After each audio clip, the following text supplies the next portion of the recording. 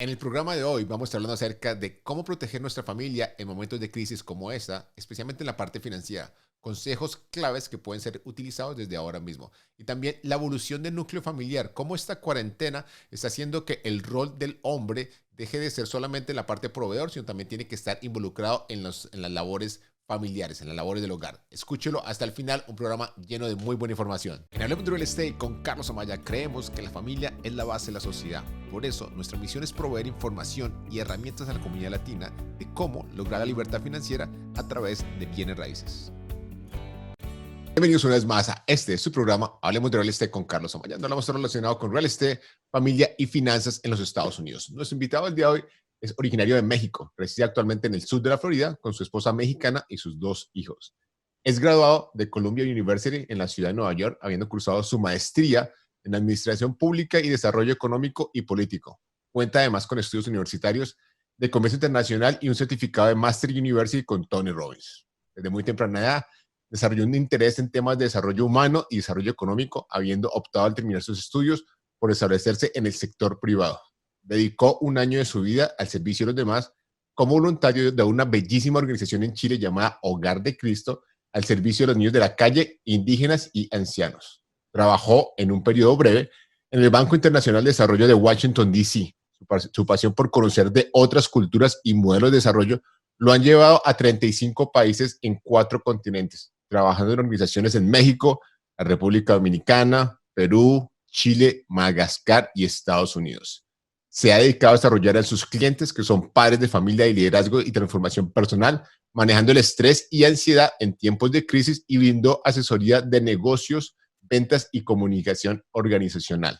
Además de tener su propia práctica de coaching enfocada a padres de familia, trabaja desde el 2001 para una de las empresas de alimentos más importantes del mundo como experto en ventas al retail, dando entrenamiento a la fuerza de ventas y al equipo de liderazgo en técnicas de negociación, metodología de ejecución en el punto de ventas, manejo de marcas, clientes y portafolio de productos. Es un placer para tener con nosotros hoy en día a mi gran amigo Esteban Rodarte. Esteban, ¿cómo estás? ¿Qué tal? Muy buenos días, Carlos. Un placer estar con ustedes y contigo en tu programa. Muchísimas gracias. Gracias por aceptar la invitación. Nos conocimos en un evento de Tony Robbins hace un par de meses en la Florida. Me impresionó mucho tu forma de ser desde la primera vez que nos conocimos y me daba mucha ilusión poderte tener algún día aquí en mi programa para que pudiéramos compartir mucha de tu experiencia. Obviamente, después de leer esa amplia introducción, larga experiencia y lo más importante, la parte humana, que es lo que me interesa, que conocer la parte profesional, pero también la parte personal de mis invitados. Comencemos por el comienzo, Esteban. ¿Cómo llegaste de México a la Florida? Cuéntame, aunque ya después vamos a hablar de los 35 países, pero por ahora, ¿qué te trajo a los Estados Unidos? Sí, claro. Bueno, mi familia migró acá a los Estados Unidos cuando yo estaba en mi año cuando yo pasé a ser el junior en high school. Entonces, tenía 15 años, nos mudamos a Los Ángeles. Esa fue mi primera exposición acá a Estados Unidos, es mi primera experiencia acá en Estados Unidos, metido en el mundo de high school y fue muy dura, ¿no? El primer encuentro con el shock que uno vive de la cultura y a mí me tocó empezar al principio como a rechazar todo lo que venía de acá de Estados Unidos y empecé a añorar muchísimo a mi país y creo que de ahí le agarré mucho cariño, mucho amor, aún más a mi querido México y a pesar que he vivido lejos, sigo todavía muy enganchado con mi país y muy conectado emocionalmente. Tengo mi familia, tengo tíos, tengo primos, tengo amigos, amigos del alma y así fue. Posteriormente, yo termino completo acá high school en Estados Unidos, de Los Ángeles, nos mudamos a Brownsville, Texas. Es una ciudad mucho más chiquita, fue un gran contraste. De pasar de una ciudad enorme, inmensa como Los Ángeles, con tanta multiculturalidad, a pasar a una ciudad fronteriza, pequeña, del otro lado de la costa, ahora hacia el Golfo del México y no hacia el Pacífico. La experiencia ahí también fue muy enriquecedora porque me permitió vivir un ambiente donde era bicultural, porque los mexicanos que estábamos ahí en Brownsville, pues eran mexicanos que o vivían en Brownsville o vivían en Matamoros, que es la frontera, y cruzaban a Brownsville a estudiar y me tocó como conectarme de una manera muy diferente a lo que me tocó conectarme en Los Ángeles, porque vivía algo mucho más parecido en Bronzeville con mis compañeros que lo que vivía en realidad en Los Ángeles. Y de ahí, pues, esa fue mi primera mudanza a Estados Unidos. De ahí yo decido regresar a México a estudiar en la universidad en Monterrey. Ahí estuve cursando la carrera de comercio internacional durante 4 años y medio en Monterrey. Y mi intención era quedarme trabajando para una organización en México que tuviera exposición en el extranjero, habiendo yo entendido que tenía habilidades que sean muy útiles como una persona que ya se había podido adaptar a 2 culturas, Claro. y además podía entender los 2 idiomas. Entonces, esa fue como que mi idea al terminar la universidad, antes de regresar acá a vivir a Estados Unidos. Entonces, en realidad he vivido acá en Estados Unidos por 3 diferentes etapas. La que les mencioné ahorita fue la primera.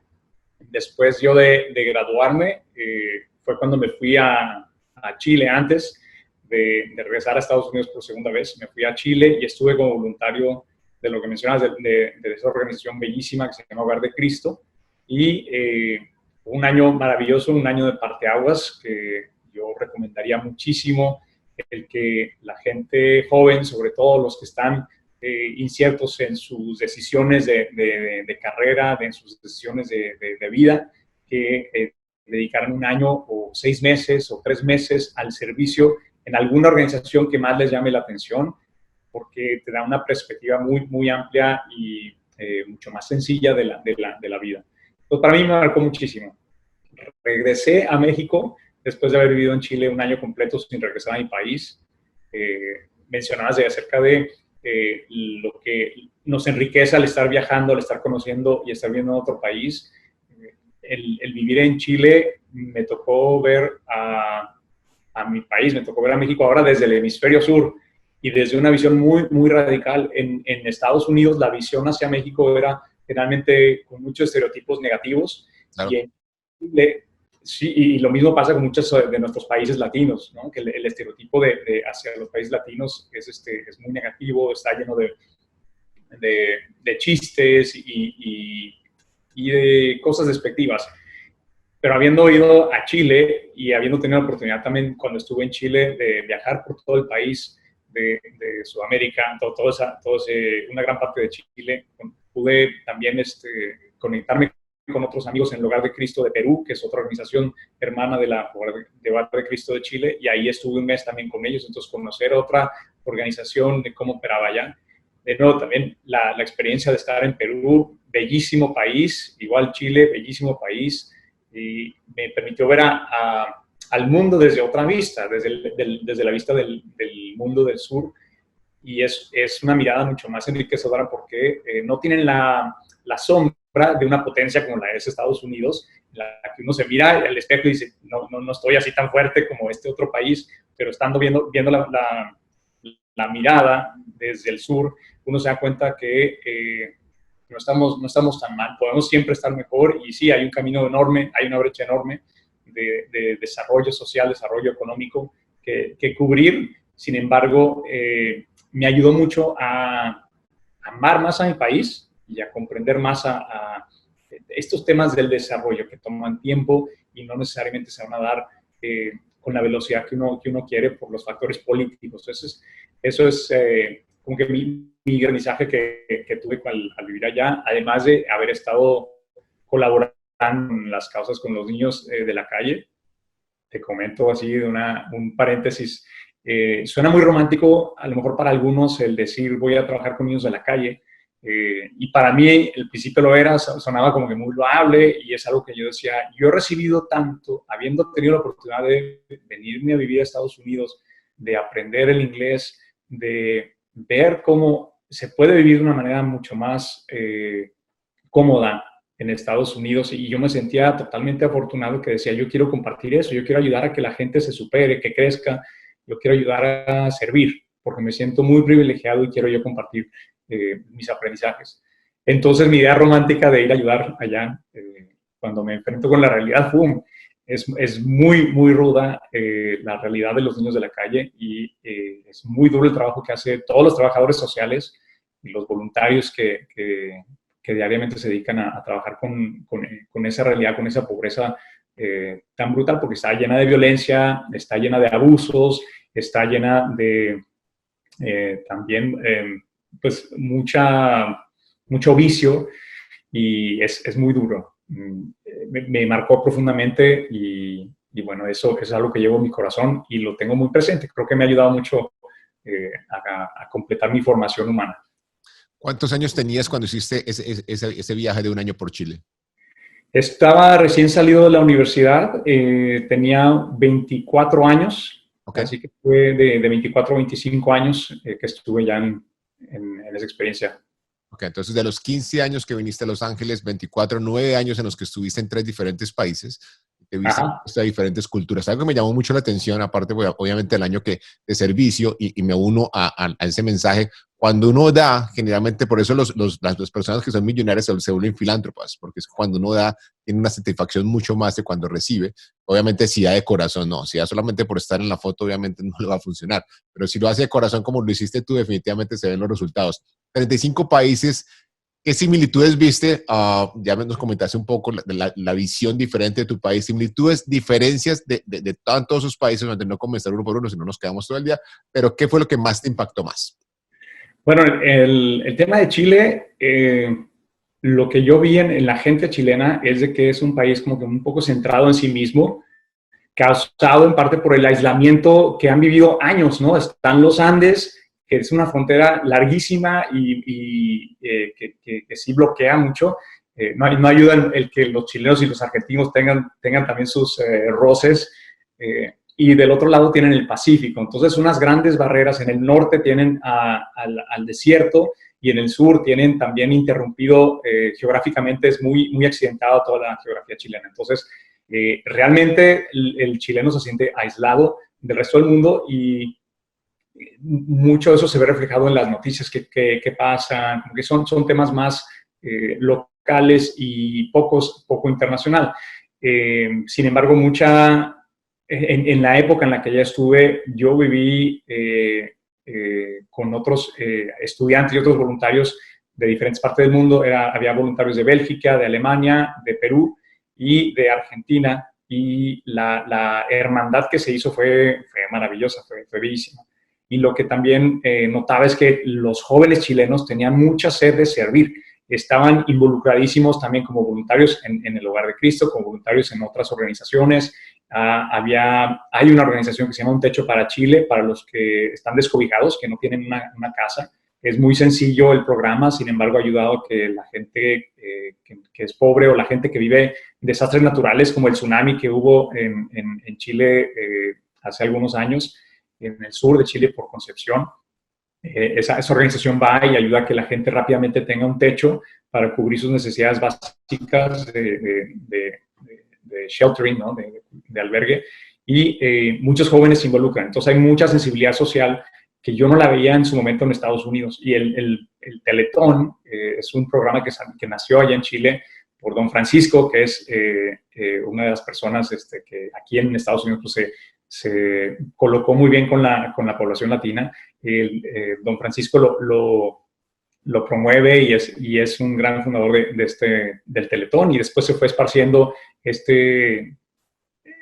asociación de Teletón para ayudar a los niños con discapacidades motrices, para que puedan ellos llevar terapia. Bueno, en fin, muchas cosas bellas que me toca descubrir en el corazón de los chilenos. Mucha alegría también, sufrimiento por la dictadura que vivieron y algo que no me tocó vivir a mí en mi país. Entonces me tocó también experimentar esa parte, ¿no? del dolor y la división que existe entre la gente que era pro un partido o pro Pinochet y la gente que era en contra de Pinochet. Entonces, palpar y vivir cosas que en mi experiencia de vida no me había tocado vivir, la verdad que fue muy enriquecedor. Bueno, cuéntanos después de ahí. Pasó ese año y ¿qué pasó con Esteban? ¿Qué decidiste? ¿Para dónde agarraste? Sí, pasó ese año, me tocaba ya regresar a Norteamérica. Ya estaba yo con necesidad de establecerme. Después de haber vivido un año voluntario, fue bellísimo, pero tenía que proveer empezar a trabajar para cubrir mis necesidades y mis sueños. Claro. Entonces, dentro de la visión que tenía yo era colocarme en una empresa multinacional o irme a hacer una maestría en Estados Unidos. Estaba muy claro. Entonces, lo que termino haciendo es regreso a la ciudad donde yo soy originario que es Torreón, en el norte de México. Me establezco ahí por un periodo de 5 meses. Me costó trabajo reconectarme con la dinámica de la ciudad y estuve trabajando por una empresa familiar por un periodo de tiempo corto como consultor, tratando de ayudar a que esa empresa diera la vuelta y se fortaleciera. La verdad que la recomendación que hice al final fue que se cerrara porque la administración de la empresa estaba muy, muy lejana de la operación y había muchísimos vicios que eran muy difíciles de corregir. Y finalmente la empresa se decidió cerrar y liquidar a los colaboradores. Sin embargo, bueno, yo de ahí lo que quiero es volver acá a Estados Unidos para estudiar y me encuentro con un programa que me llevó a Washington, D.C., una experiencia sensacional. Ese programa era para líderes jóvenes de Norteamérica. Entonces nos trajo a canadienses, a americanos y a mexicanos.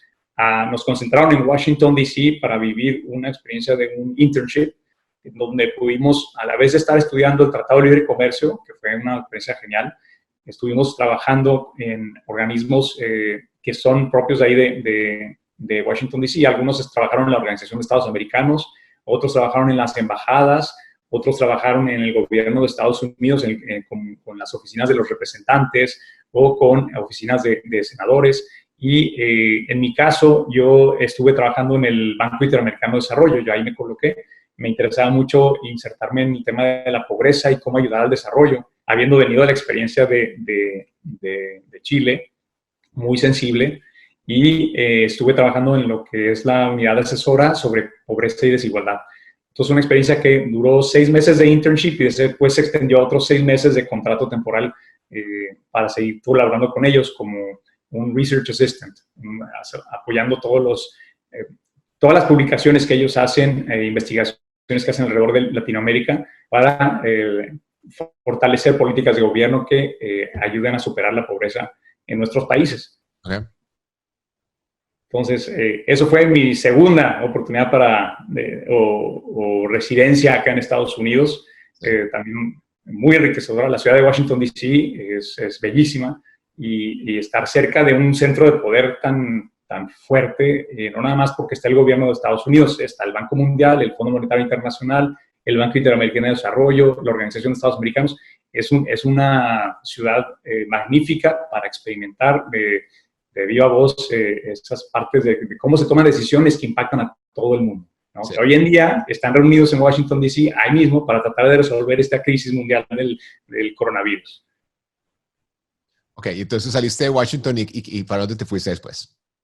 Salgo de Washington ya con la firme decisión de que quería regresar a México, trabajar para una multinacional mexicana. Okay. Luego, el llamado a la sangre, ¿no? La sangre llama, la patria llama, y tenía mucho interés en trabajar en 2 organizaciones que ya tenían una expansión multinacional.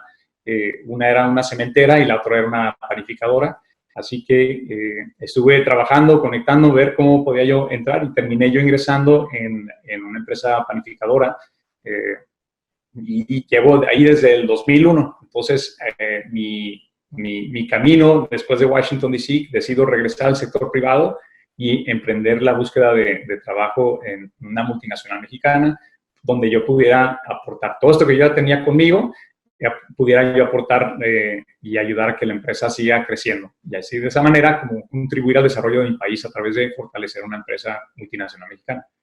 Ok, entonces, estabas trabajando en México. ¿Y cuándo llegaste a la Florida? Llegué a la Florida, todavía de México, pasaron otros momentos. Me fui a Nueva York, terminé mi tiempo en México y me fui a estudiar la maestría en Nueva York junto con mi esposa. En Nueva York estuvimos viviendo 2 años, ahí donde yo estuve en la zona de Tri-State Area. ¿En qué parte de Nueva York viviste y cuándo fue eso? Sí, estuvimos ahí del 2004 al 2006. Ok, Estuve viviendo primero yo en Morningside Heights, ahí cerca de Columbia, que eran las residencias de los alumnos de Columbia. Y al año que nos casamos, nos mudamos a... mi esposa estaba en NYU, entonces el commute para vernos era larguísimo claro. y nos fuimos a un punto intermedio que fue en Queens. Estuvimos en Astoria, viviendo ahí el último año en Nueva York. Una experiencia también sensacional y de ahí ya esa fue la tercera vez que vine a Estados Unidos y de ahí me quedé viviendo acá, me he quedado viviendo acá. Terminando la maestría, me recontrato con la empresa con la que trabajo actualmente y las oficinas estaban en Texas, entonces nos mudamos de Nueva York a Texas. Ok. Ok, entonces, háblame acerca de las asesorías de negocio, ventas y comunicación organizacional, porque has hablado de una gama de capacitación, te has capacitado en muchos lugares, tanto en la parte profesional como en la parte personal. Háblanos acerca de la asesoría de negocios, cómo funciona, cuál es tu perspectiva y al final del día, qué es lo que tú quieres dejar impregnado en la gente que tú haces ese tipo de asesorías. Sí, claro.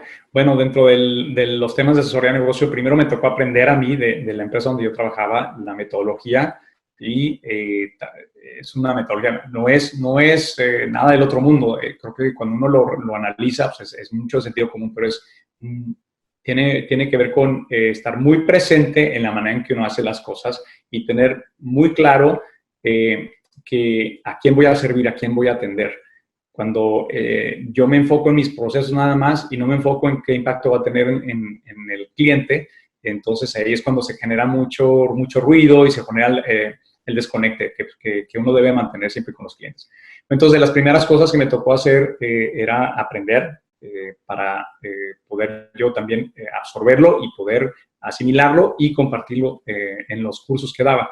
Entonces, una parte de los cursos eran talleres de desarrollo de liderazgo y otra parte de los cursos es lo que he estado haciendo más recientemente desde que estoy acá en Florida, es impartir cursos de ventas, de metodología de ventas, de manejo de las marcas, de también administración de las cuentas de clientes, todas esas cosas que se requieren mucho humanismo. Entonces ahí es cuando entra en juego toda la parte que viví, toda la parte que me formé, ahí entra en juego también esa parte de cómo generar empatías, de cómo establecer conexión con la gente, cómo entender sus necesidades para yo poder satisfacerlas y no nada más estar buscando yo satisfacer las mías como empresa o como vendedor. Entonces, el approach, el acercamiento que tenemos es desde esa mirada, desde servir, pero entender a quién me toca servir, quién es mi cliente, quién es mi consumidor, entender, bueno, qué es lo que tienen mis marcas y mi cartera de productos que satisfacen las necesidades de esos consumidores para yo saber entonces cómo ligar la conversación de apertura de cuentas para yo poder vender mis productos y mis servicios en ese cliente en particular.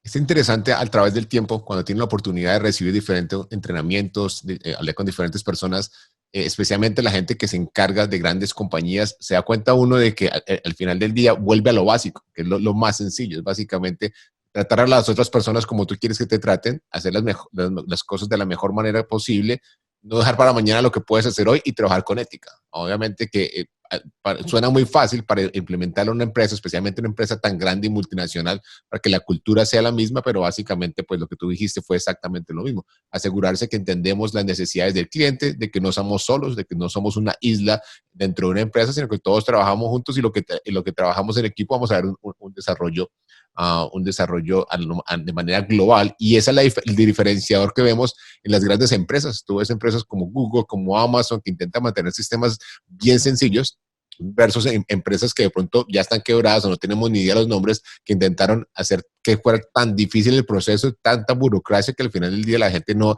tenía la cultura, no se sabía para dónde iban y cada persona intentaba jalar para un lado diferente. Perdieron el norte, realmente. Fíjate, una de las cosas que yo admiro al fundador de la empresa en la que trabajo, don Lorenzo Servige, que ya falleció, pero él estableció una filosofía de la empresa. Esta filosofía suena muy elegante el término, pero no es nada más que la misión, la visión y las creencias que tiene la organización. Entonces, la misión te dice qué soy y por qué lo soy. La visión te dice hacia dónde quiero llegar, cuál es cuáles son mis metas, cómo me veo en 5 años. En el caso de nuestra empresa, hacen ejercicio cada 5 años.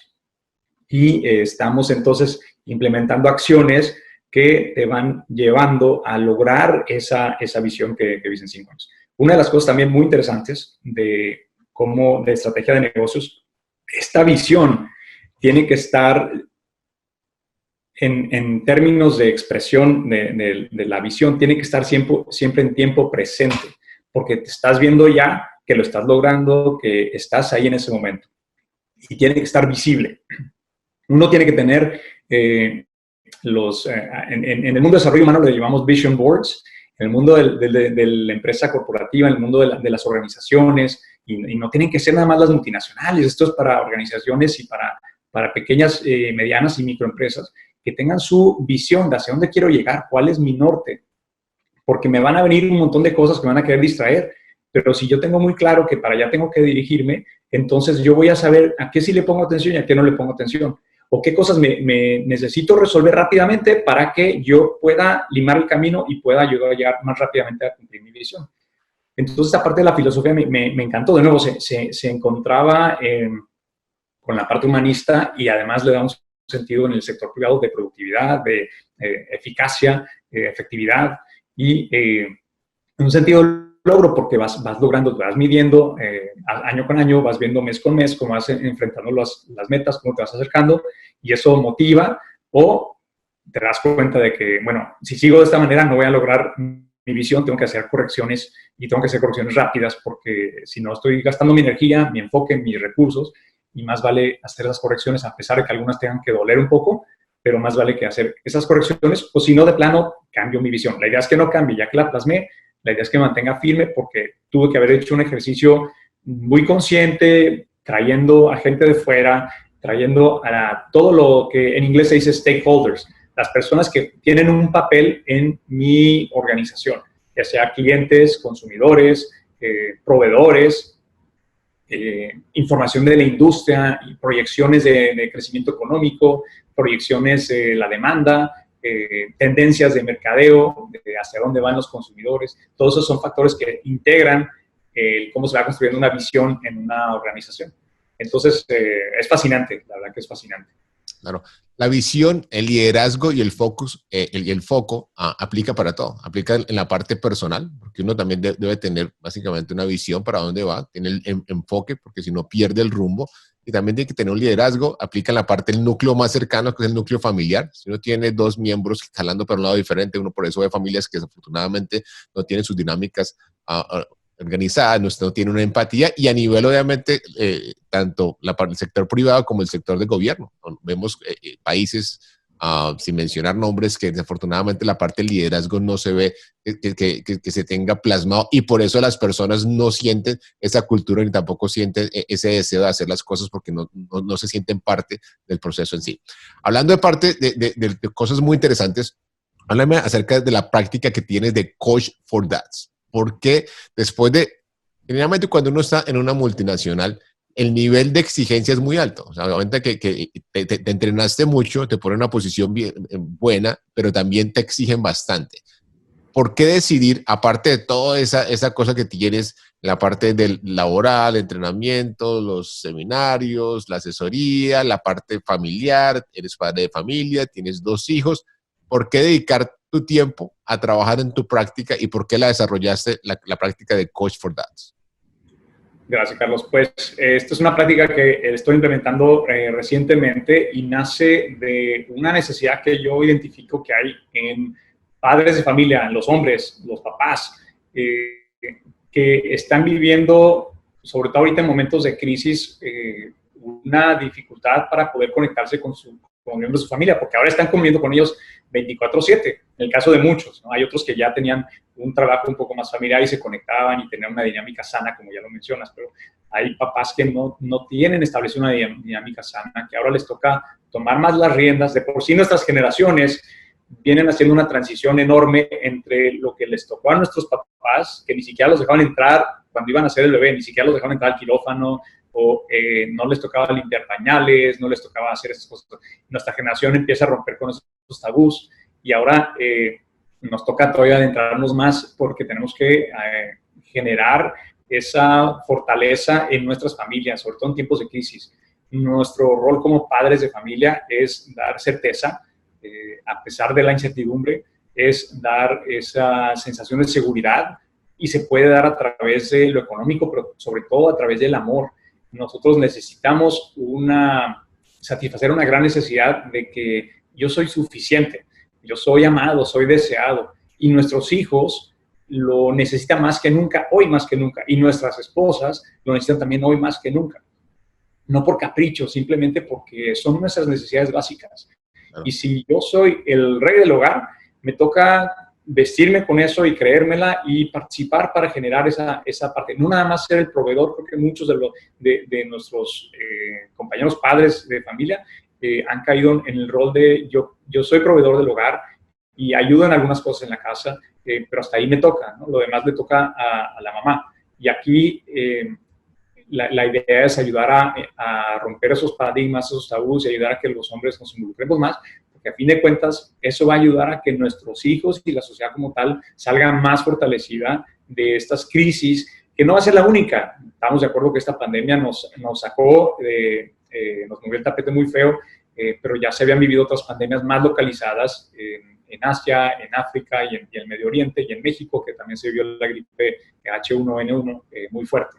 Y ahora esta es una pandemia global. Pero las crisis son cíclicas, van a seguir viniendo y necesitamos fortalecer y satisfacer esas necesidades de la persona para que la persona pueda ser un agente de cambio y pueda hacer un compromiso con su comunidad de poder ayudar y no ser una persona que chupa recursos, una persona que genera recursos para el bienestar de la comunidad y del país. Totalmente de acuerdo. Las familias estamos evolucionando. Antes estaba la idea del proveedor y la mamá que estaba en la casa nada más cuidando los hijos. Es más, me encontré con muchas personas que me decían, yo les preguntaba todavía, hasta hace muy poco, ¿y su esposa qué hace? No, mi esposa no hace nada. Y yo, ¿cuántos hijos tienen? 3, 4 hijos. Aunque ¿quién los cuida? ¿Usted tiene la ropa limpia? ¿Tiene todo limpio? Sí, su esposa es un montón de trabajo. Y también tenemos las esposas que también son profesionales, están trabajando y eso requiere que también se cree un hueco en la parte del desarrollo de la casa, y ahí es donde también entramos los hombres a darnos cuenta que cumplimos los dos roles, tanto el rol de proveedor como el rol también de la parte de ayudar en la casa, que en realidad no es una ayuda, es nuestra responsabilidad con la parte del equipo que nos encontramos, porque muchas personas lo ven, es que yo estoy ayudando, no es una ayuda, es parte de nuestras responsabilidades.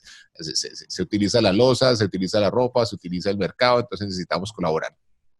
Muchos de los hombres, que me he dado cuenta, tenemos nuestra satisfacción o nuestra la parte gratificación en la parte laboral. Por eso cuando pasa situaciones como estas, que estamos en la casa todo el tiempo, 24 horas al día, no estamos acostumbrados a estar en ese rol, ¿okay? Hay gente que uno ve en las redes sociales, no han hecho sino tomar vino y grabándose diciendo que están viviendo el peor momento de su vida, cuando hay otros que decimos que estamos fantásticos. Ojalá esto se quedara así porque es maravilloso poder estar con la familia, poder pasar momentos maravillosos, pero es la diferencia que uno ve el vaso medio lleno y medio vacío. Como hombres tenemos esa dificultad en ocasiones de pedir ayuda, de decir necesito ayuda, en realidad necesito aprender un poco más, porque nos creemos los Superman y que lo sabemos todos. ¿Cómo has hecho o cómo ves tú la posibilidad para romper esa barrera que tenemos los hombres y entrar con la parte del coaching tuyo que es tan necesario? Claro, pues yo creo que lo que estamos pasando ahorita, tú lo estás mencionando, nos está sensibilizando. Es algo que no lo teníamos tan palpable. Los que trabajan de casa ya lo venían viviendo, pero los que no trabajaban desde casa, los que no pasaban tanto tiempo en casa, están dándose cuenta de lo que toca, ¿no? Para llevar una casa. Y como dices tú, probablemente los que tenían un hogar donde solo uno de los dos trabajaba, ahora los dos, por las circunstancias económicas, van a tener que salir a buscar trabajo. Y nos tenemos que trabajar en equipo, tenemos que coordinarnos mejor. Y entonces nos toca desaprender a cómo se hacían las cosas antes y volver a aprender. Y es un proceso que va a ser continuo. Entonces yo creo que lo que veo ahorita es un gran despertar de conciencias a nivel mundial. Ahorita sobre todo el mundo occidental está en un gran despertar de conciencia. Y parte de este despertar tiene que ver con el rol que el hombre cumple en este rol, cómo se trata, ¿no? Entonces, romper con esos paradigmas que yo tengo como hombre, de no involucrarme o de que hasta aquí llegaba yo. Y la otra es, bueno, aún y que rompa yo con todos esos paradigmas y estoy adquiriendo responsabilidades que antes no compartía a lo mejor plenamente con mi pareja, estoy teniendo que lidiar con el estrés y la angustia del trabajo. Entonces ahí donde también toca aprender a cómo manejar de una manera más inteligente el estrés y la angustia, porque en diferentes momentos de la vida nos van a tocar jefes que sean muy difíciles de lidiar con ellos o clientes que sean muy difíciles de lidiar con ellos y por circunstancias no podemos cortar rápidamente esa relación que puede ser tóxica.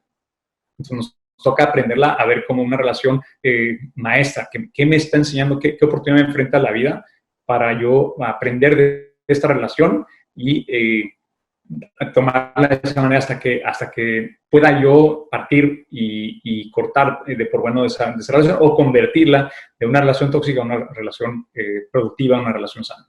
Claro. Y en mi experiencia personal también, en una de las organizaciones donde estuve trabajando, me tocó enfrentarme a una situación tóxica durante un periodo largo y fue muy estresante. Y lo que notaba es de que yo llevaba esa toxicidad hacia la casa. Y mis niños se preocupaban y mi esposa se preocupaba y vivíamos con una gran preocupación. Y además, algo que nos cuesta trabajo reconocer a los hombres también el que podemos caer en depresión. ¿Cómo? Si yo soy el fuerte, me tengo que aguantar, no puedo llorar, yo tengo que darle duro. Pero a mí, mi experiencia personal, me desmoroné. Y la manera en que pude salir adelante es que yo contraté un coach y fue porque yo ya tenía algo de conocimiento con temas de Tony Robbins y pude contratar un coach. Ese coach me ayudó a ver las cosas de una manera muy diferente, a descubrir el empoderamiento interior que yo tengo para surgir de estas batallas, cuidando a mi familia para que mi familia mantuviera un ingreso, yo pudiera seguir protegiendo a mi familia manteniendo el ingreso, pero trabajando de manera más inteligente las situaciones que ocasionaban roces con mi superior.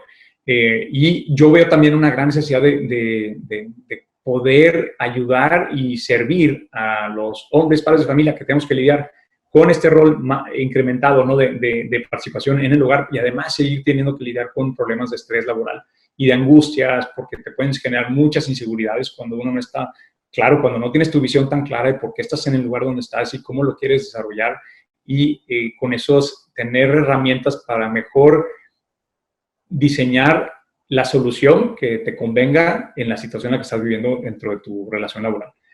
La otra puede ser el ir diseñando el que tú crees tu propia realidad y tu propia vida y en un momento dado, pues estés listo para soltar el mundo corporativo, soltar el mundo de oficinas, el mundo donde tú dependes de alguien y tú emprendas tu propio negocio. Así como lo hacen ustedes con el real estate, que es una bellísima labor, requiere mucha autodisciplina y requiere también mucha claridad de hacia dónde quiero llegar y tener mucha estructura que uno se tiene que hacer. Entonces ahí estoy yo también para poder asesorarlos.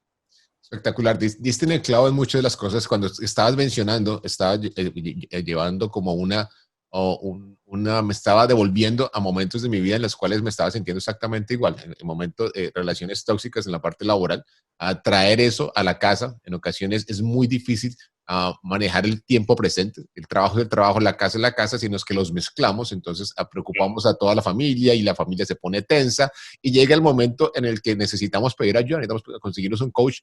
Hay muchas personas que se cobijan con adicciones, alcohol, otras cosas para suplementar ese momento en vez de buscar la superación y diste en el clavo. Llega un momento en el que por salud mental y salud también física, uno necesita un cambio y yo hace un año, exactamente en esta época, estaba tomando ya, bueno, la decisión la tomé con tiempo de anterioridad, pero salir de algo corporativo, de una compañía muy grande para decidir hacer realmente lo que quería hacer, me preparé y lo estaba haciendo por eso, para muchas personas que hoy en día se están como adecuando a estar 24/7 en la casa, yo hice este proceso que están viviendo muchos hace un año. Yo llegaba y yo estaba acostumbrado a ponerme la corbata, levantarme temprano en la mañana, estaba saliendo a trabajar una hora en el carro, me devolvía y cuando llegué que no tenía que salir los primeros días fue como que yo ya automáticamente mi mente se levantaba ya pensando que tenía que levantarme, desayunar, salir corriendo para la oficina, ya no tenía que salir, como que no me hallaba hasta que poco a poco fui haciendo el empalme y pues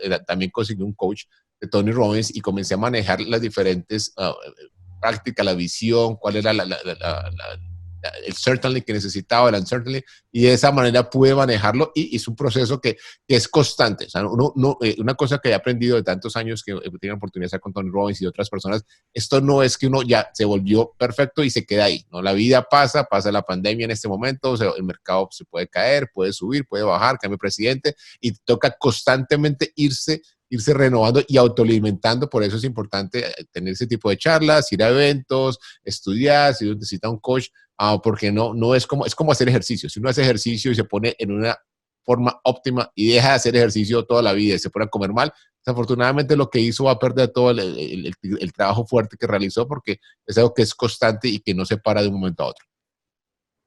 Así es, Carlos. Estos momentos que tú mencionas de cuando uno vive estas angustias y el estrés, diste también un punto muy clave.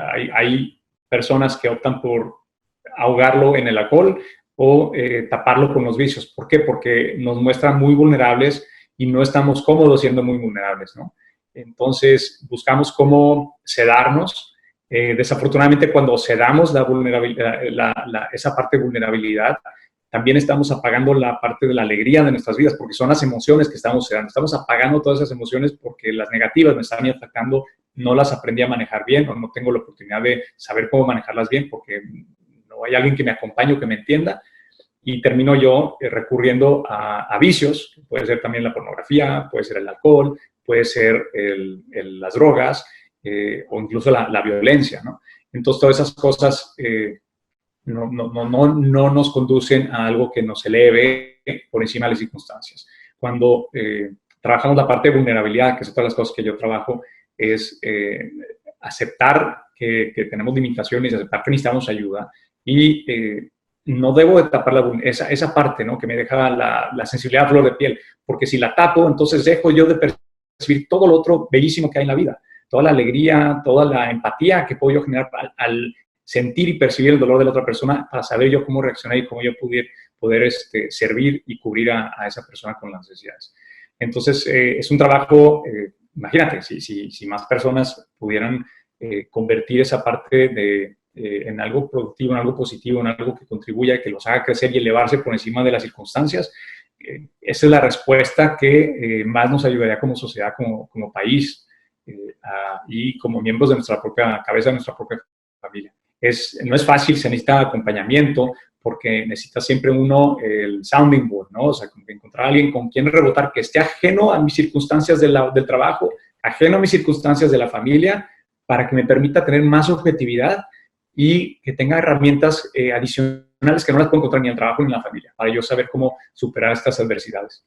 Me encanta especialmente porque la familia, lo he dicho en varios de los programas, es la base de la sociedad. Una familia fuerte hace que tengamos una sociedad fuerte y muchos de los problemas que vemos en la sociedad es por eso, porque la familia no está muy fuerte, la gente se dedica solamente a desarrollar la parte profesional, pero la parte familiar la deja de lado y como pues hemos visto las personas que hemos tenido la oportunidad de ir a Tony Robbins, el círculo de la vida, tenemos todas las dinámicas, si tenemos una dinámica en 10 y la otra en 1, la rueda de ese carro en nuestra vida no va a andar de la manera correcta. La idea es intentar balancearlas, pero no por lo bajo, sino por lo alto. Hay gente que dice, lo voy a balancear, te lo voy a bajar todo a 1 y no. La idea es intentar balancearlo por la parte alta. Hay muchas cosas que nos estresan, hay muchas cosas que nos preocupan en este momento, con todo lo que está pasando, la incertidumbre de cuánto tiempo va a durar, la economía. Háblame acerca de las finanzas. ¿Cómo podemos proteger nuestras familias con respecto a los tiempos que estamos viviendo modernos, actuales, con la cuestión de la pandemia en la parte financiera? Claro, pues haciendo uso de esas herramientas que hemos aprendido tú y yo, que compartimos, que nos gustan, bueno, ¿de qué manera yo le doy certeza a mi familia? Porque mi familia y yo mismo puedo estar muy angustiado acerca de mi situación financiera y mi futuro, qué es lo que va a pasar, cómo se van a dar las cosas, si todavía no, mi empresa no ha cerrado, si todavía mi empresa no ha suspendido, estar preparado para cualquier emergencia. Entonces, como padre de familia, tenemos que buscar nosotros cubrir, ¿no? Tener bien reforzadas las paredes de nuestro castillo, porque vienen tiempos buenos y vienen tiempos malos. Entonces, ahorita son los tiempos donde tenemos que estar muy pilas. Idealmente, esto lo debemos que hacer antes de que vengan las crisis. Sin embargo, nunca es tarde para empezar. hoy es el mejor momento que tienes en este momento para comenzar con estos puntos básicos. A lo mejor ustedes ya conocen algunos de ellos. Y el primer punto básico, Carlos, es tener un fondo de emergencia. El fondo de emergencia nos ayuda a cubrir eventualidades de las cuales no estamos preparados, que pueden suceder los que somos dueños de casa, que se rompe una tubería. ¿De dónde voy a sacar dinero? Yo tengo un presupuesto dedicado. Si hice un trabajo de finanzas personales, bueno, tengo mi presupuesto dedicado y tengo en ese presupuesto yo sé dirigir mi dinero, hacia dónde le voy a dar ese rumbo para que se utilice mejor. Sin embargo, si no consideré que en mi casa puede haber desperfectos, que puedo tener algún momento, se cae un árbol encima de un techo y se tiene que reparar el techo, bueno, ¿de dónde voy a sacar dinero para yo cubrir y reparar la casa? Entonces, idealmente tengo yo un emergency fund, un fondo de emergencias desde donde yo lo uso para ese tipo de eventualidades y evito endeudarme con tarjeta de crédito que me cobran intereses carísimos, a veces del 9% al 25% o más, dependiendo de la calificación crediticia que uno tiene. Entonces, la idea es salir de esos ciclos que nos empobrecen usando tarjetas de crédito, etcétera, y más bien crear esos hábitos que nos ayudan a protegernos cuando son eventualidades. ¿Qué otras eventualidades podemos tener? Enfermedades, ¿no? Si yo no cuento con un seguro de gastos médicos y además mi seguro de gastos médicos muy probablemente tiene un deducible que tengo que cubrir antes de que el seguro de gastos médicos se active. Tengo que tener yo un monto ahorrado para que me permita cubrir ese deducible y no tener yo de nuevo que recurrir a tarjetas de crédito o a préstamos familiares para que yo no estrese a las demás familias y yo no estrese tampoco a mis finanzas y a mi futuro. Entonces es muy importante, van de la mano esa parte, tener el fondo de ahorro de emergencias, tener un seguro de gastos médicos y a la vez que uno tiene el seguro de gastos médicos, saber muy bien cuál es mi deducible para yo tener esa protección adicional que tengo, ese colchón adicional de dinero para cubrir esas necesidades en caso de emergencia médica. Y también un tercer seguro básico es, para los que tenemos familia, es tener un seguro de vida.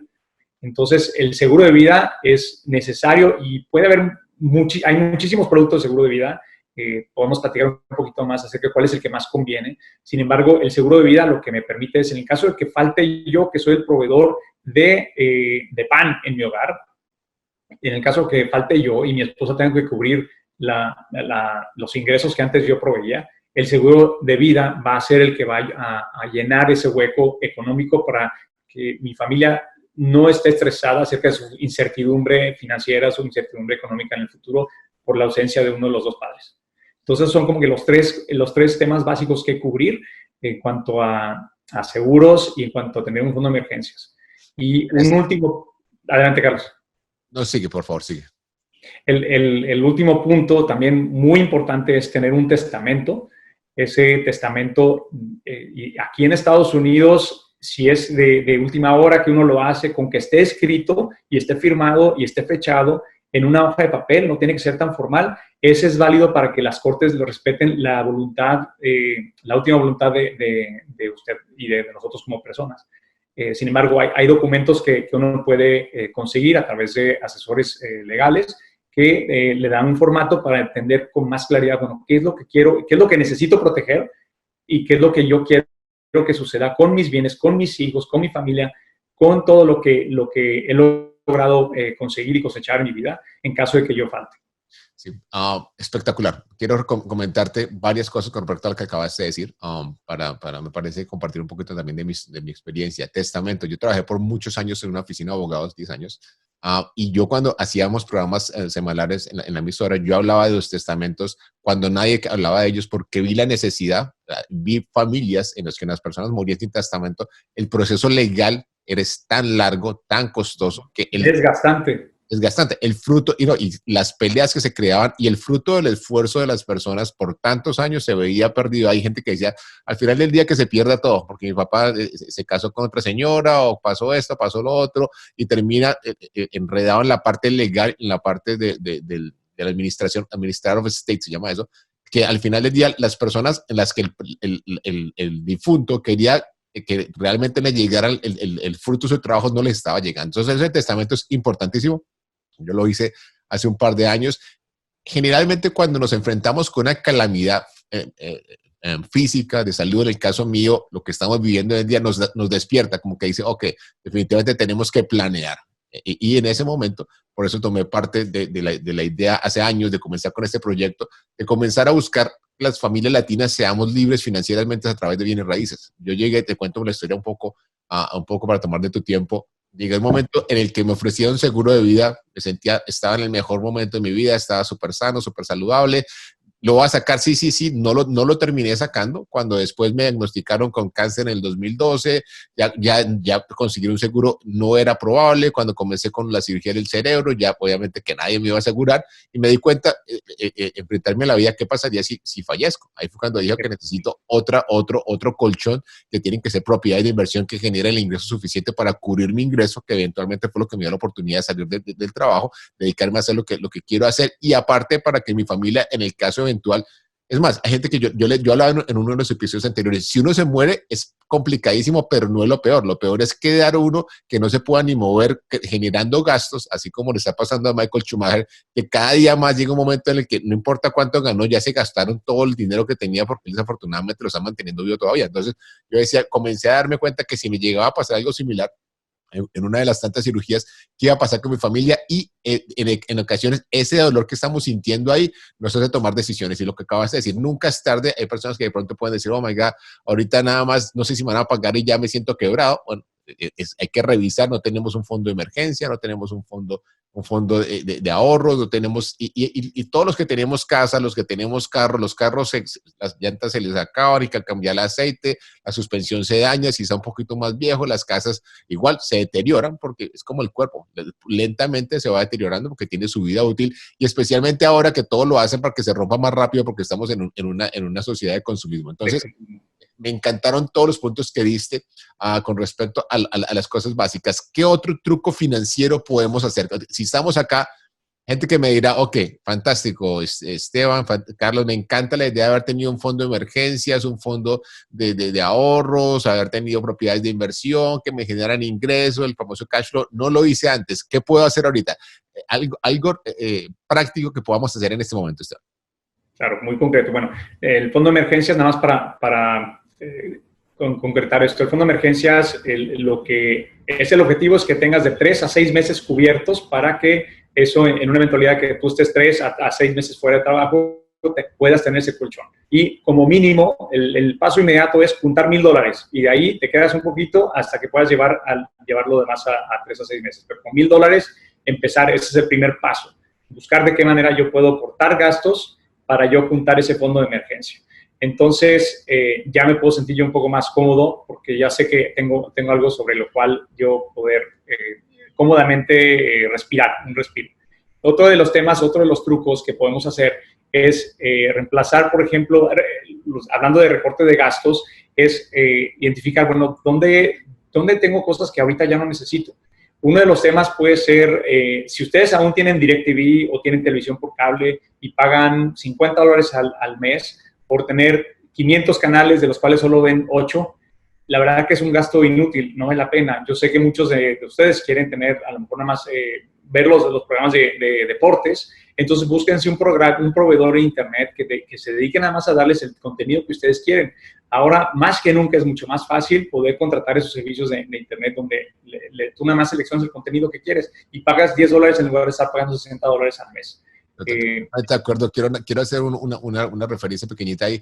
Hoy en día hay muchas aplicaciones, canales ABC, NBC, la mayoría de esos que tú la puedes bajar en tu teléfono gratis, y mucho del contenido que ellos están haciendo ahí, que hay que pagar para el cable y todo eso, lo están dando ahí. Yo también cancelé el cable ya hace un tiempo, y para el Super Bowl creo que era, uno de las ABC, no sé cuál, no me acuerdo, Fox, ¿no? Uno de ellos que lo transmitió en alta definición, ¿no? Sino poner el teléfono, conectarlo al televisor y ya, se acabó. Sí. Correcto. Tú puedes ahora tener o el Apple TV o el Roku o todo eso, y conecta uno con una aplicación, conecta el celular al televisor y ya se conecta con... Hay mucho contenido gratis, afortunadamente, del cual uno puede sacar ventaja. Entonces, esa es, de nuevo, una acción. Primero, tener el fondo de emergencia. ¿Y cómo lo financio? ¿Cómo lo fondeo? Bueno, viendo los reportes que yo puedo hacer, ¿no? Como es el caso del cable, revisar mi cuenta de cable. Okay. Otro tema que también leí recientemente, me hizo mucho sentido, es revisar mis planes familiares de telefonía móvil. Para los que tenemos hijos que son adolescentes, que ya tienen teléfonos, bueno, ¿cuál es la necesidad de tener conexión internacional? Entonces, en mi caso, lo que hicimos fue, decidimos que mi esposa es la única que tiene el servicio extra de conectividad internacional, por celular, por cualquier emergencia, porque nuestra familia está en México. Entonces, cualquier emergencia, mantenerse conectado en todo momento. Fuera de ahí, nadie más tiene. ¿Por qué? Porque podemos conectarnos por las aplicaciones como WhatsApp, pues cuando estamos en la casa por internet, podemos aplicarnos y conectarnos con el resto de la familia. Entonces, eso reduce a lo mejor otros $20 y $10 por aquí, por allá. Y van uno encontrando, haciendo esos ejercicios de revisar los gastos que son innecesarios, que son buenos tener, pero no son básicos para sobrevivir. Ahí es donde yo puedo encontrar mis claves. Otra manera de revisar es, si yo tengo un contrato celular por minutos, puedo revisar cuántos minutos, porque sobre todo ahorita en tiempos de cuarentena, no estoy afuera, entonces no estoy usando los minutos, estoy usando el internet de la casa. A lo mejor vale la pena suspender el servicio y que mantenga lo más básico de cada uno de los miembros de la familia, y uno o dos de los miembros de la familia, los adultos, nos quedemos con el servicio un poquito más completo para cubrir en caso de necesidades. Pero para los niños realmente, pues ya no es necesario tener tanto equipo si no se está utilizando. Entonces, ese es otro de los temas. Un tercer tema, Carlos, y creo que nuestra comunidad latina a veces no sabe qué hacer o no sabe cómo acceder a beneficios cuando los estados declaran emergencias. Puede ser en el caso de Florida, pues acá ratos tenemos huracanes. Cuando se declaran emergencias, hay posibilidades de hablar con los bancos, con las hipotecas y con las tarjetas de crédito para que nos permitan un espacio de tiempo para recuperarnos del golpe financiero y poder no tener que cubrir ahorita de manera temporal esas deudas, para yo enfocarme en toda la emergencia de mi situación personal. Entonces, es importante que sepan que están esos recursos disponibles. Eso ayuda muchísimo a aliviar la presión financiera de estos momentos de crisis, y simplemente lo que tienen que hacer es levantar el teléfono, marcarle al banco con el cual tienen su hipoteca, preguntar acerca de la elegibilidad para poder tener acceso a los programas de soporte que están teniendo para toda la población, porque lo último que quieren los bancos es perderte a ti como cliente. Entonces, ellos ofrecen ese tipo de cosas, se activan cuando los gobiernos federales y el gobierno estatal declaran el estado de emergencia, y uno puede tomar ventaja de eso. Generalmente no terminan perdonando meses de pago, simplemente lo que hacen es que 3 meses, durante un mes o 3 meses, esos pagos te los puedo suspender, pero te los pongo hasta el final de tu préstamo. Entonces, si vas a terminar de pagarlo en octubre del 2027, entonces ahora se va hasta diciembre, enero del 2028. Entonces, simplemente te dan un espacio de respiro para que puedas tener tiempo de reestructurarte, identificar qué acciones puedes tener o tomar para poder rebalancear tu economía y volver a satisfacer esas necesidades básicas y poder pagar los compromisos que uno ya había adquirido previamente. Totalmente de acuerdo. Hay muchas ayudas. El paquete de estímulos que acabó de entrar son 2 trillones en inglés, 2 billones en español. Para las personas especialmente que son trabajadores independientes, hay tantos programas federales como programas locales. Hay muchas personas que trabajan manejando Uber, manejando gente de bienes raíces, gente que no tiene ingreso, que tiene la posibilidad para aplicar a un paquete de desempleo. Entonces, hay muchas ayudas que están siendo diseñadas para poder apoyar la economía, y al final del día esas ayudas no son para que, de la manera que lo están diseñando, no es para que entre el dinero y la gente lo tenga guardado. El gobierno sabe que si ellos activan la economía, tienen que poner dinero en el bolsillo del consumidor para que puedan ir a comprar a los restaurantes, para que puedan ir a echar gasolina, para que puedan seguir pagando su teléfono y que la economía siga avanzando. Entonces, lo más importante acá es educarnos, buscar la información necesaria. Yo tuve un invitado que nos habló un poco acerca de eso, qué tipo de ayudas hay, pero totalmente en la misma línea contigo. Cuando tenemos obligaciones financieras y no podemos cumplirlas, al final del día llega un momento, Esteban, en que tenemos que decidir: o pagamos la casa o comemos, o pagamos la luz o comemos. Entonces, lo que tenemos que hacer es que la ventaja es que esto es algo que está afectando de una manera global. Entonces, las compañías están mucho más permisivas. Diferente cuando la afecta a uno nada más y nadie más está pasando por eso. Las compañías en ocasiones no ven el incentivo por qué darle a las personas un break, como se dice en inglés, pero en este momento está la permisividad tanto en la parte del gobierno, por eso generó el paquete de estímulos y otros paquetes que están buscando implementar, tanto como en la parte corporativa, que se dan cuenta que al final del día es costo-beneficio, les va a costar más dinero después intentar recuperar lo que está usted dejando de pagar versus intentar llegar a un acuerdo. Y eso también se aplica para los dueños de casa que tenemos inquilinos que de pronto no puedan pagar. Es más costoso desalojarlos que llegar a un acuerdo e intentar entender que al final del día estamos todos pasando por la misma y buscar la manera de trabajar todos de la mejor manera correcta. Todo lo bueno llega a su fin. Nos podemos quedar hablando todo el día. A ti te gusta hablar, a mí me gusta hablar, pero sé que también tienes un par más de cosas que hacer. Entonces llegamos a la parte de las preguntas finales que queremos hacerle, que le hacemos a todos nuestros invitados para conocerlos un poco más en la parte personal. ¿Cuáles son tus hobbies, tus pasatiempos? Cuando no estás en la parte corporativa, cuando no estás haciendo la parte del Coach for Dads, cuando no estás en la parte familiar, que estás haciendo tus videos tan interesantes que haces últimamente, ¿cuáles son tus hobbies? Claro, bueno, uno de mis hobbies favoritos, pasatiempos, como ya lo podrían haber deducido, es viajar, porque me encanta conocer cosas nuevas. Yo soy aventurero de corazón, me gusta explorar y aprender. Entonces, así como la canción, aventurero de corazón. Aventurero de corazón, exactamente.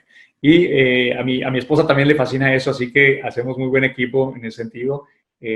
Y buscamos nosotros eso, ¿no? Satisfacer esa necesidad de descubrir, de explorar, de aprender cosas nuevas, de cultura, de cocina, de lenguas, de idiomas, todo. Entonces, ese es como que mi primer hobby. Y dentro de ese hobby existe lo que es el poder salir a hacer senderismo. Me encanta hacer senderismo. Y de hecho, con mi hijo estamos en los Cub Scouts. Mi hijo está en el último año de los Cub Scouts, está por graduarse el próximo año para Boy Scout. Y me toca acompañarlo como papá. Y además soy tesorero del capítulo donde está mi hijo. Entonces vamos a hacer campismo y nos fascina. Es una manera en que nos conecta muchísimo a mi hijo y a mí, para tener espacios donde generalmente en el día a día no se dan tan fácilmente y estar conectados con la naturaleza y todo lo que implica.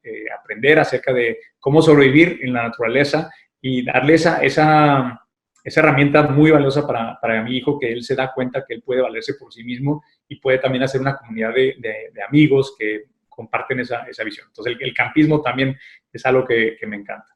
Y otro de los hobbies, así que me fascina desde hace mucho tiempo, es la fotografía. Soy un amateur, no he tomado cursos formales de fotografía, pero me encanta fotografiar cosas que me asombran. Entonces, tomo fotos de flores, o de paisajes, o de momentos, o algo que me capture la imaginación y el momento. Y me encanta. Esos son las tres principales hobbies que tengo. Espectacular. Recomiéndame un libro y una película, y por qué me recomiendas cada uno de ellos. Ok. Uno de los libros que más marcó mi manera de entender el mundo y el desarrollo de los diferentes países, los diferentes niveles de desarrollo de los diferentes países, que mató todos los estereotipos que uno tiene acerca de por qué Estados Unidos es más rico que México, por qué Europa es más rico que África y todo eso, se llama Guns, Germs and Steel. Armas, bacterias o gérmenes y hierro. Es de un antropólogo de UCLA que se llama Jared Diamond.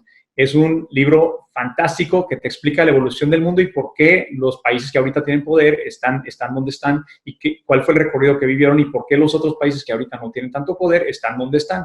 Pero lo hace de una manera un poco más comprobando las teorías que uno tiene. Es que estos son así por esta manera o por esta razón, etc. ¿Tuvieron suerte? Sí, tuvieron suerte. Y aquí te dicen, no, o sea, bueno, una parte sí son la suerte, pero otra parte fueron las cosas que se dieron, las coyunturas que se dieron. Entonces te das cuenta que si una sociedad ha sido, ahorita en este momento tiene más poder que otra, también es por la coyuntura de cosas que se dieron en ese momento, en esas circunstancias. No es porque no haya capacidad en las personas que forman parte de esa sociedad. Simplemente se dieron otras cosas que enriquecieron la oportunidad, la tomaron y están ahorita donde están. Y además que es una evolución continua, ¿no? Los chinos tuvieron su poder, bajaron. España tuvo su gran poder, bajó. Inglaterra tuvo su momento de poder y bajó. ¿Y por qué bajó? ¿Y por qué algunas sociedades colapsan? En fin, fascinante. Y para todos los que les interesa el tema de por qué unos países sí se desarrollan más que otros o más rápido que otros. Entonces, un libro espectacular. Ok, ahora recomiéndame una película. ¿Y por qué? Sí, claro. Una película que estoy recomendando muchísimo en estos momentos es La vida es bella. Es una película de Roberto Benigni. Si se acuerdan, esa película salió hace varios años ganó Óscares, Roberto Benigni, un italiano, una película italiana, un actorazo espectacular, cómico, y la vida bella se sitúa acerca de la realidad que tuvo, está basada en la vida real, y Roberto Benigni representa a Guido, que es el personaje que lo vivió en carne propia, donde él es judío y en Italia está la Segunda Guerra Mundial y lo mandan a ir al campo de concentración. Entonces está él con su hijo y a su esposa la separan y él adoraba a su esposa, adora a su hijo. Entonces él hace toda una serie de cambios en su manera de cómo ayudarle a su hijo a que no viva el temor, que no se lo coma el temor de estar en un campo de concentración, de vivir tanto odio, lo protege y hace que todo sea un juego. El campo de concentración es un juego y le da instrucciones y lo hace disfrutar un momento que es terrible, totalmente horroroso, y permite hacer dentro de una situación de crisis y de una situación tristísima, le permite proteger a esa infancia de su hijo para que no lo impacte, sino que más bien él tenga siempre esperanza y alegría. Y también, a pesar de que su esposa está internada en un campo de concentración separado, él siempre ubica o va encontrando maneras para que su esposa sepa que él está presente y que la ama y que, aunque no se pueden ver, le pone, un día me acuerdo que hay una escena donde pone en un tocadiscos, le pone una de las canciones o las melodías que más le gustaba a su esposa.